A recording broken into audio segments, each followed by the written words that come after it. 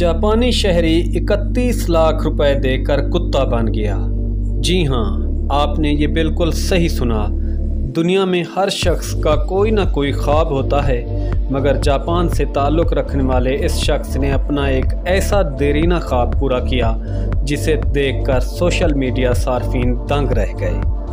गैर मुल्की media reports के मुताबिक टोको नामी जापानी शहरी ने ट्विटर पर अपनी तस्वीर पोस्ट की, जिन्होंने इंटरनेट पर तहलका मचा दिया।